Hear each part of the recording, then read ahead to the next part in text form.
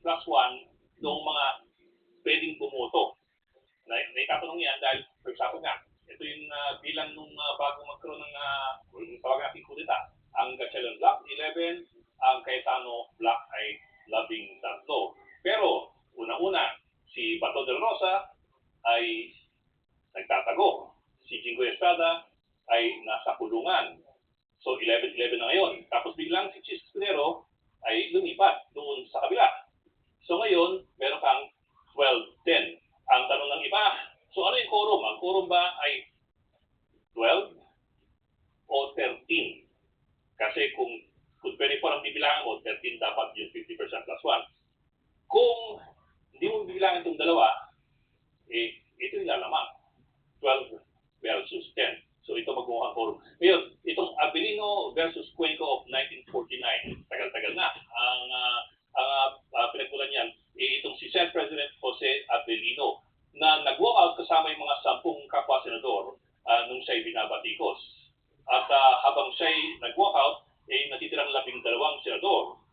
Nagdeklara ng quorum at pinatalsik si Abilino at inupo si Mariano Cuenco. Kinestyon yan ni Abilino sa isang co-warranto at sabi ni Abilino, hindi pwede yan, hindi legal yan, hindi yan quorum.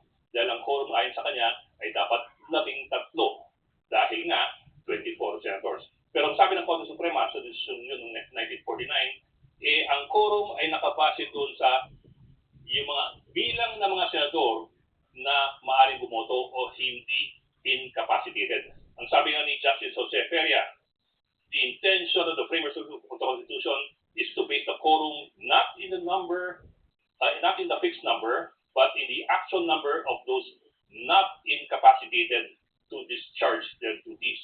So kung pagbabasihan mo yun, out itong dalawang ito, at ito nga ay maaaring tawaging quorum. So kung doon lang, mukhang ito ang lumalamang ngayon bilang isang quorum. Sige. At Bok, dahil nga dito sa Abilino versus Cuenco, tama ba sabihin na pwede bang mapatalsik ng Gatchalian Block Senator Alan Peter Cayetano bilang Senate President? Medyo qualified yung sagot yan. Unang-una, yung Supreme Court noong 1949, ayaw niyang makialam doon sa pagdidesisyon kung sino ang bossing sa Senado. Sabi niya, that is beyond our jurisdiction. That is a political question. So, mula sa sabi ng Korte Suprema, hindi ko makikialam kung sino ang inyong ihahalal na Pangulo o Senate President ng Upper Chamber. However, ang sabi ng Korte Suprema, kung pagbabasihan mo lamang ang bilangan doon sa quorum, kung sino ang may quorum, maaari niyang gawin ang gusto niyang gawin. Maaari siya magdesisyon, maaari siya magpasa ng mga motion, at maaari baguhin yung setup ng Senado. So in that sense, indirectly, sinang-ayunan ng Korte Suprema ang ginawa ng quorum na kanyang ni-recognize noong 1949 doon sa kampo ni Mariano Cuenco. So yun, medyo hindi ganun kasigurado kung pwedeng direktang makialam ang Korte Suprema kasi nga hindi siya nakialam noon. Pero sinang-ayunan niya doon na ang quorum, ang merong may quorum ay maaaring dumalaw. Parang ang sinasabi niya, ang maliwanag to, parang sinasabi niya yung physically present na pwede pumoto, yun yung magiging basehan ng quorum. Pero sa pagkakataong ito, anong pwedeng gawin Senator Cayetano? Gayong 12 lamang, yung Gatchalian Block, physically. Well, ang sabi ni dating Senate President Frank Pinilon, matagal siya sa Senado at matagal din siya sa Executive. Ang sabi niya, ang recourse na maaaring gawin ni Alan Peter Cayetano ay magpunta sa Korte Suprema. Yun nga lang, binanggit ni Dillon na in the past, sabi nga natin sa Abilino versus Cuenco, ayaw masyado makialam ng Korte Suprema sa tawag niya mga political issues. Dahil co-equal branch yung Senado at hanggat maaari, hindi dapat nakikialam ang ibang co-equal branch dun sa kanyang internal politics.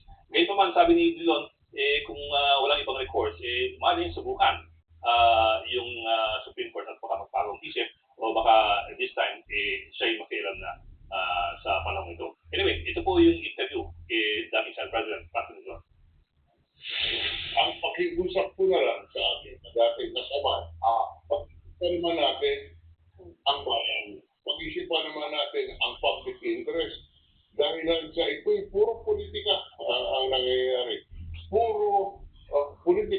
kailan po sa halalan sa 2028 dahil po sa impeachment trial na gaganapin next week. Bakit po? Ang Vice President Sara Duterte ang nagsabi, ako po'y tatakbo.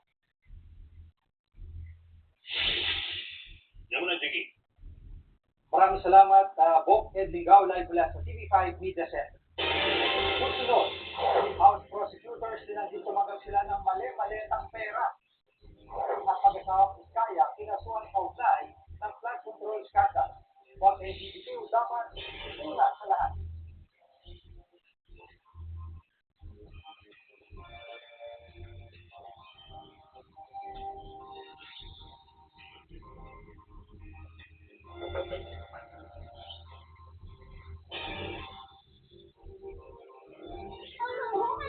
Ay, pag-uwi, may homework pa. Kailangan ng Race Choice Ham Fresh. May sarap ng real ham and farm fresh sauce. May omega-3 and 6. Kaya may sarap na.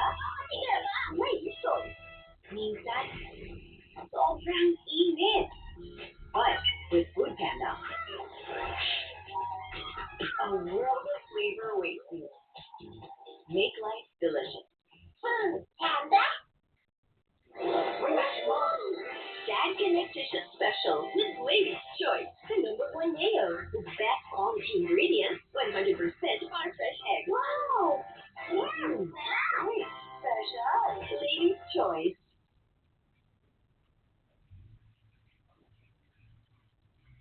Congratulations sa ating winner of the week.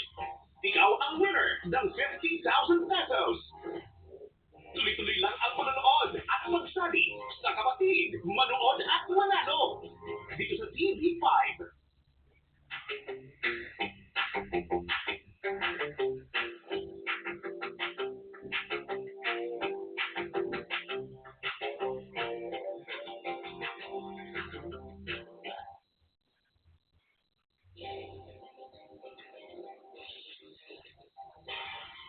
Pumalagang nilang House prosecutors na inakusang tumanggap ng mali-malitang kickback sa flood control project.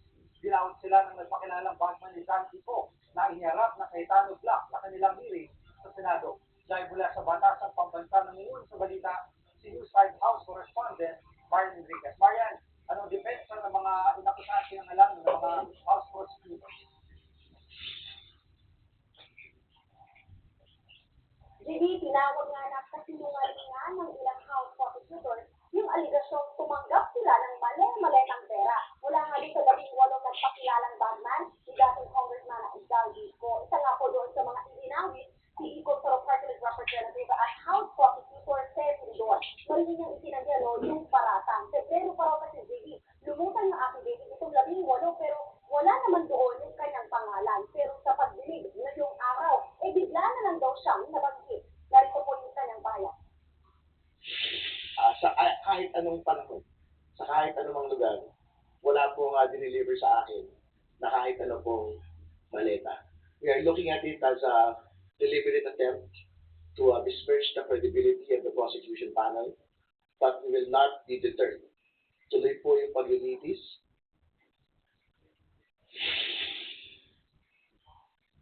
Hindi marindi pinabulaanan na noon ng iba pang mga kongresista yung aligasyon. Ayon nga po kay impeachment prosecutor Jerry Luiso, malinaw daw na tanging layunin nito ay sirain ang kanyang kredibilidad. Si House Prosecutor at ML Party Representative Leila de Lima sinabing hindi na raw nakapagtataka na buhol-buhol na yung kwento ng mga umunoy bagman dahil puro invento lang naman daw kasi ang mga pinagsasabi nila. Ang isa pang House Prosecutor na si Manila 3rd District Representative Joel Chua na yung pabago-bagong kwento ng mga ito. Narito po yung kanyang pahayag. Doon sa unang affidavit na dahil na sinumite, ako din binigyan daw ako ng maleta doon sa HOR. Pero ngayon, sinasabi naman nila, binigyan daw ako sa townhouse. So dito, kitang-kita na yung pagsisinungaling nila. At Marian, bukod sa mga House prosecutors, may iba pa ba na mga congressman na pinangalanan din tumanggap ng mga mali-malita umano?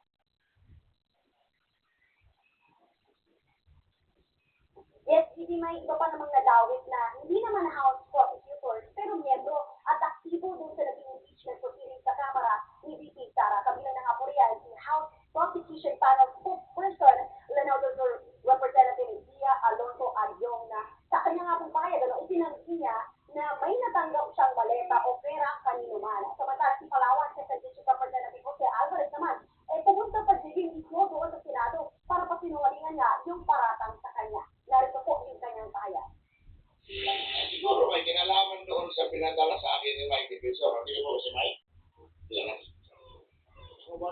Si Mike Defensor nagpadala sa akin ng impeachment ni Pangulo.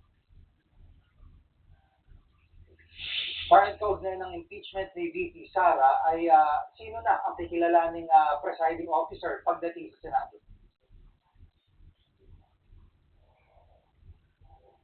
Sige, ayon kay Impeachment Prosecutor Luistro, susunod sila doon sa direksyon ng liderato ng Kamara. Ginignan niya na dapat pag-aralan din muna ng liderato ng Senado kung kailangan ba nila ulit manumpa bilang senator judges. Kasi kung babalikan natin, nanumpa na yung mga senador noong Mayo yung magkating nga yung Senate bilang impeachment court. At ayon nga po kay Luistro, baka yun nga, dapat lang ang manumpa ay yung acting Senate President o yung kung sino man yung i-designate ng Senado na presiding officer. Yan ang para na maiwasan na makahanap pa ulit ng butas para susunod na naman yung impeachment proceedings sa Korte Suprema. Yun ang ito. Ito sa Kamara, balik sa Judy. Yan ang ulat ni Marian Enriquez live mula sa Batasang Pambansa. Kinasuhan na ng Ombudsman at DPWH ang maling big fish na sangkot sa flood control scandal sa Bulacan. Live mula sa Quezon City, nangungunan sa balita si Mobile Journal, Alexis Ebue. Alexis, sino ba ang kinasuhan na malaking personalidad? Gigi, ang kontrabistang si Karen Vizcaya ang tinutukoy na big fish ng Office of the Ombudsman at ng DPWH. Kaya nga itinampahan siya ng reklamo ng kasong graft at non-bailable na malversation sa Malolos Regional Trial Court o RTC. Sina Assistant Ombudsman Nico Clavano at DPWH Secretary Benjicos ang naghain ng kaso. Dawit daw dito yung asawa ni Karen Vizcaya na si Sara Vizcaya. Kaugnay nga rin ito sa maanumalya na substandard flood control project sa Malupit, Bulacan na nagkahalagang 53 million pesos.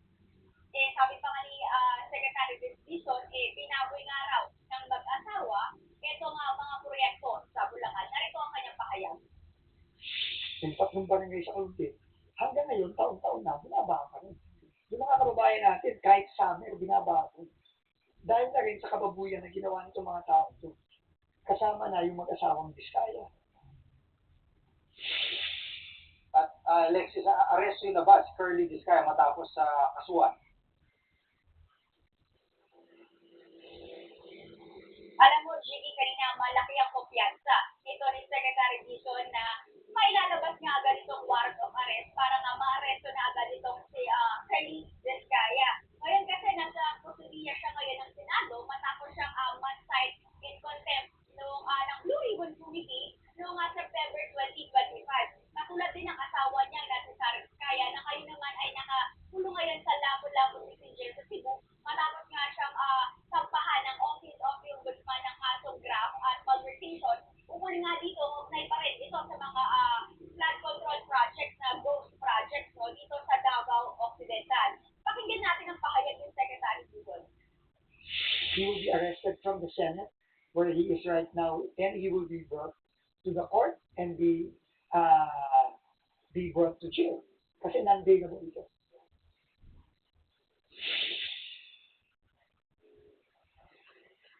Gigi, dapat din dito yung company managing officer ng kumpanya ng Vizcaya at mga ibang personalidad o individual ng DPWH. Sa kabuuan, 11 individual, itong mga kasama dito sa kaso na sinampa kanina sa Malolos Regional Trial Court. Pakinggan natin ang pahayag ni Clavano. It's also noted that the beneficial owners of St. Timothy Construction Corporation are the accused spouses, Cesara Rowena C. Vizcaya and Pacifico S. Vizcaya II, as well as Maria Roma Angeline D. Remando, the company's managing officer.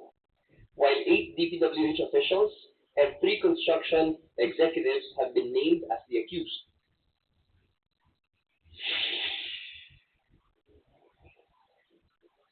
Yan mo yung latest, balik sa iyo, Gigi. Yan ang ulat ni mobile journalist Alexis Ebue live mula sa Quezon City. Susunod, ang mga Duterte at Marcos supporters at kagirihan sa labas ng Senado. Huwag kay BBQ dapat ingat sa lahat.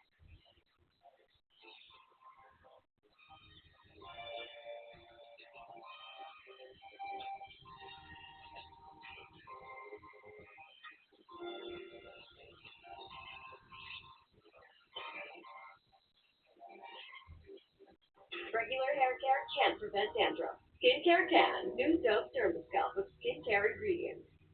Rebuilds the strength of your scalp barrier for up to 100% dandruff-free hair and 100% less hair fall. Dad can make dishes special with Lady's Choice, the #1 mayo with best quality ingredients, 100% farm-fresh eggs. Wow! Wait, special. Lady's Choice.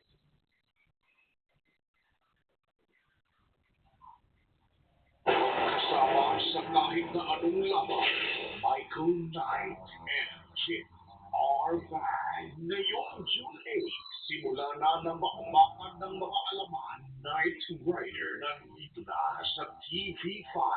Frontline Pilipinas, 6:15 p.m. dito sa TV5. I'm giving you a new assignment. Make it look like an accident. Ngayong Huwebes, Mr. Victor, one throw decent evening. all eyes on Mikoy para protektahan She can protect me, From what? from all the sides. The stress. o para patahimikin. A Secret in Crime, gabi-gabi, 8 p.m. sa TV5. Kasi araw sa pag-member sa mga at nahanap nila yung bag. Paano sa mga makatulong? Kaya mo, sigurado mo dito yung bag kasi baka si Joe.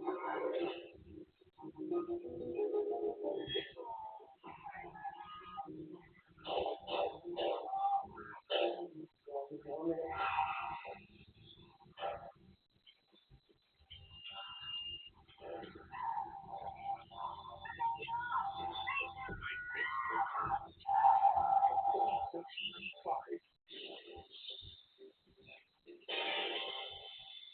Nagkakilala ng mga grupong pro-Duterte at pro-Marcos na nagpoprotesta sa labas ng Senado.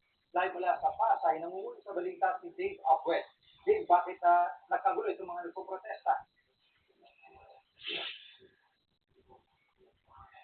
Jiggy, hindi maiwasang magkasyawan ng dalawang grupo ng mga nagpoprotesta at nauwi nga ito sa Girian. Umaga pa lang ay nagsimula ng magtipon-tipon ang mga relihista sa labas ng Senado. Ang grupo ng Duterte supporters, suportado raw ang anilay lehitimong hearing ng Cayetano Block ngayong araw. Ang supporters naman ni Pangulong Bongbong Marcos, pinagbibitiw sa pwesto si Senator Alan Peter Cayetano. Hindi naman naiwasang magpang-abot at magkagirian ng dalawang grupo. May mga rallyista na nagambahan at meron pang nagkasakitan. Ang ilan nagbatuhan pa ng lalagyan ng tubig. Meron pang tila ihi ng tao ang laman ng boteng inihagis. Inawat naman ng mga pulis ang magkabilang panig hanggang sa humupa ang tensyon. Bandang hapon naman, lumabas ng Senado si Senator Rodante Marculeta at pinuntahan ang kanilang mga taga-suporta. Matapos kawayan at kamayan ang ilan sa kanila, pumasok sa ulit ng Senado. Jiggy. At Dave, dahil sa gulo ay meron bang na-aresto mga pulis?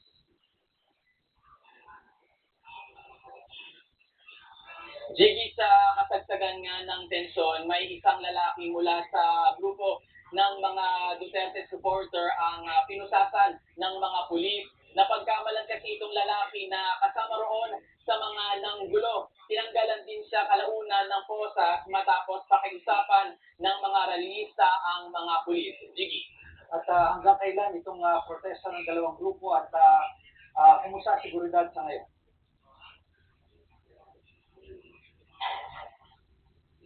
Jiggy, umalis agad kanina ang mga Marcos supporter. Ang natira na lang dito ay yung mga Duterte supporter. Inaalam pa natin kung hanggang anong oras sila mananatili rito sa labas ng Senado. Sa ngayon, patuloy na nakabantay ang mga pulis dito sa labas ng Senado.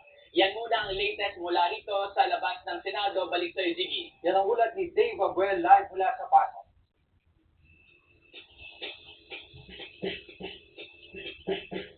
Pahabol mga kapatid, walang special treatment kay Senator Jinggoy Estrada. Yan ang ginihit ng PNP-CIDG ngayong balik-kulungan sa Estrada dahil sa kasong plunder. Inilabas na rin ang mugshot ng senador. Kapansin-pansing, pinatong lang ni Estrada ang orange detainee shirt na dapat ay suot niya. paliwanag ng PNP CIDG dyan, hindi kasi magkasyang damit. Pinasukat naman daw sa Estrada, nakahanda nilang t-shirt, pero sadyang masikip lahat sa kanya. Sisikapin daw nilang maghanap ng triple XL. Kami yung mga kapatid sa Balitan at Public Service, dapat una sa lahat. Ulit kami bukas dito sa TV5, 1PH, RTV, TV at 105.9 FM. Isulta po ang Frontline Pilipinas. Mula sa TV5 Media Center Ryan, kasama ang buong pwesta ng News 5. Ito ang 28 TVP Golden Dove Award at 13th Makatawa Award Best in Newscast. Frontline Pilipinas. Hindi pa tapos ang Senate Quiz. Kanina, mula kang naman ang naging eksena. Oh my gosh! Ati Garcia, Secretary Joseph Remulla, ang Pilipinas, Senator Robin Padilla. Oh my gosh! Senator Robin Padilla versus ang eligibilidad ng Joseph Remulla. What's happening? Oh my gosh! Senator Robin, ano nangyayari po? Okay lang yan. Ang gawa ng iba, grupo ni Cayetano na dahos ng pagdinig ay sa blood control. Pero di ang grupo ni Gatchalian, bumubos ang nilitayan. Nagkaso rin sa labas ng Senado, mga ralista ng mga Duterte, nakakita ang mga taga-support sa Marcos. Nagkakabaguhan at meron pa nagsasabutan. Si Senator Jingo hindi na naman natin ang basang sa taas ng wonder. Mag-shock ng tintor, inilabas sa PNP, pero hindi kasyang t-shirt. Boss na pumala, linatin ng Gatchalian, nag-sorry, pero bumalat na naman. Uri po, ay may tanong doon ng senador o anong mag-elected position. Huwag naman po tayo sa ganitong paraan. Ito isa pang dapat daw pag-sorry. Congressman Bong Sutay, pinagpapapig apology ng Kamara in answer days. Ito na nga. Kaya naman, nagpanamo matapos siyang makasurvive ng breast cancer. At ito pa nga, sa kabila ng mga pangyayari sa Senado, Senator Robin Padilla, nag-atin pa ang special screening ng pelikula ng Bad Boy 3. Ako very good boy sa politika.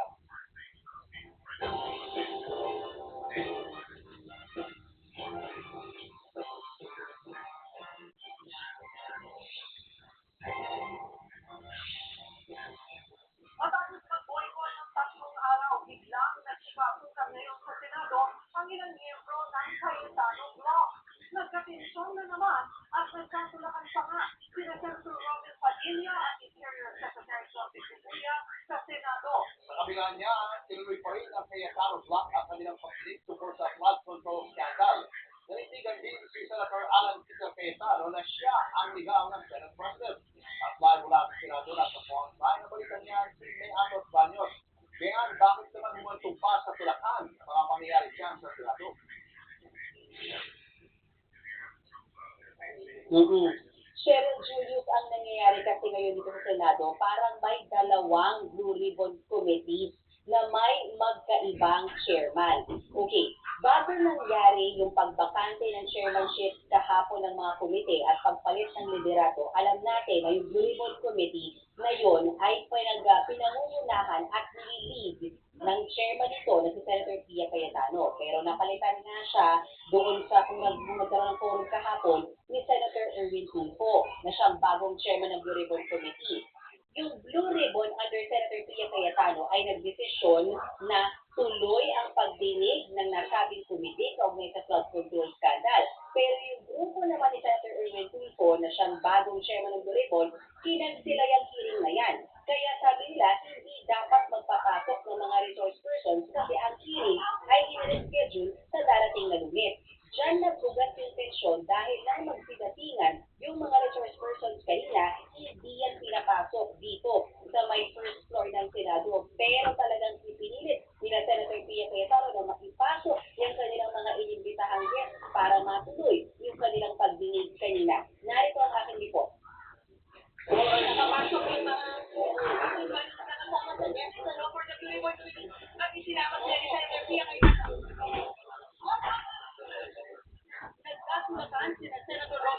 Padilla at Interior Secretary John Vic Remulla sa first floor ng Senado. Oh my God! Senator, andito siya, Secretary John Vic Remulla at pinipigil si Senator Robert Padilla. Oh my God! Maya-maya, nagtakbuhan naman papuntang second floor sa Senado si Senator Pia Cayetano at ang kasama niyang 18 nagpakilalang banasan ni dating Congressman Zaldi Co para sa gagawing pagdinig tungkol sa flood control scandal. Sama ko sa Senator Robert Padilla, sir! What's happening? Oh my God! Ang eksena niya. Sakay ka rin. Nakalipas ang press conference ni Senator Wayne Gatchalian. Sino kasama mo? Acting Senate President ng Lumang Maluya. Sabi niya, walang pagdinig ngayon. There's no hearing today. Yan ang announcement ng Blue Ribbon Chair na si Senator Erwin Tulfo. ESD ni Gatchalian, walang gagawing pagpapadlock sa session hall. Hindi ako mahilig sa mga padlock-padlock. No? Pasasundan lang yung protocol. So, ibig sabihin, may mga protocols tayo for security. Senator Gatchalian ang unang nagpatawag kay Interior Secretary Remulla bilang preventive action sa Senado. Si Gatchalian din ang nagsabing hindi papasukin ang resource person dahil wala namang hearing at isinod sa bagong liderato ng Blue Ribbon Committee. Kung walang hearing, di walang resource person. That's under the security policy. Kaya itinanggi ni Remulla na hinarang niya at nangulang siya kina Senator Pia Cayetano at Robby Padilla. Palabas na lang ako, di ba? Opo. Palabas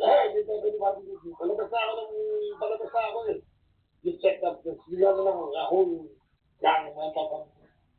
I don't think yung security rin natin. So, sabi ka, trying to block, I think that's a block naman.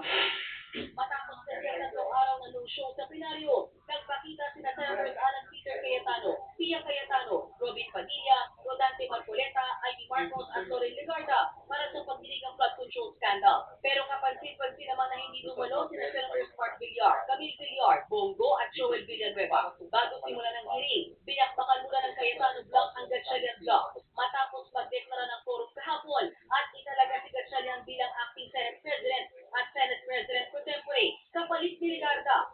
Pwede magkaroon ng acting is in the event of resignation, hindi po ako nag-resign. You need a vote of 13 to remove us. Am I dead? Dead. I don't think I'm dead. Buhay pa po si Senator Legarda, hindi pa po siya pinapalitan. Kaya hindi po pwede magkaroon ng another Senate President pro tem. I am not AI, I'm alive. And I'm present. Ako po ay nandito bilang Senate President pro tempore at miyembro ng 24 men and women ng Senado kasi may nagtatanong kung nasaan. So, hindi nga AI, buhay na buhay, sa awa po ng Diyos, at hindi nag-resign. Kahit itinuloy nila ang flood control probe, walang Senate Secretariat o stenographer na present kaya hindi documented ang kanilang pagdinig. Hindi nga ito naka-live stream sa official social media pages ng Senate of the Philippines. Bago kasi yan, unang nag-memo si Senator Wayne Gatchalian na work from home ang Senate employees. Yan ay kahit pa may memo rin Senator Alan Cayetano na tuloy ang nakaschedule na hearing. Kaya ang Cayetano Block nanawagan na pumasok ang mga Senate staff. Nanindigan din Senator Alan Peter Cayetano na siya ang leader ng Senado. Kaya dapat daw na magdesisyon ng mga empleyado kung sino susundin. Sino ba nang gugulo? Kami o sila? Sino legitimately elected Senate President? Nasa harap niya. So dapat ako sundin. Pero hindi ko pinapressure yung mga empleyado. Pag sila Senator Win ang nanggugulo dahil atas na sila ang maging majority at Senate President. So kung ayaw nyo ng gulo, huwag kayong manggulo. Pero nitong umaga, naglabas ulit ng memo si Senator Gatchalian. Pinaiki ang work hours ngayong araw. Matapos sa hearing, nagpapresko naman si Cayetano. Giyet niya, handa naman siyang makipag-usap sa Gatchalian Block. Pero patutsada niya, kung gusto niya makipag-meeting, ayusin nila, mag-meeting kaming dalawa sa Office of the Senate President. Di ba nandito naman kami ngayon, alam niya naman may hearing, ang mahirap yung mga media, wanna reach out, etc. Pero pagkausap yung mga miyembro natin, wala kayong kaso, matagka. Sumama kayo sa amin. Let's be honest with the media, hindi yung pang-media we're willing to talk. Pero pagkausap yung mga miyembro namin, I'm not talking to him, I'm talking to all of them in general. Gusto nyo kaming kausapin, sinire-threaten nyo kami, intimidate nyo kami. Gagawin nyo illegal kahapon, tapos sabihin nyo, willing kayo makipag-usap ka. Kami pansinin mo, hindi ka naman Senate President pro tempore. At hindi ka acting Senate President. Muli ring iginit ni Cayetano na hindi naman siya binigyan ng chance ng Gatchalian Block habang siya ang nasa pwesto. Una nang sinabi ni Gatchalian na handa silang makipag-usap sa Cayetano Block. Pero nanindigan din ito na may quorum sa plenaryo sa bisa ng 12 senador na present kahapon.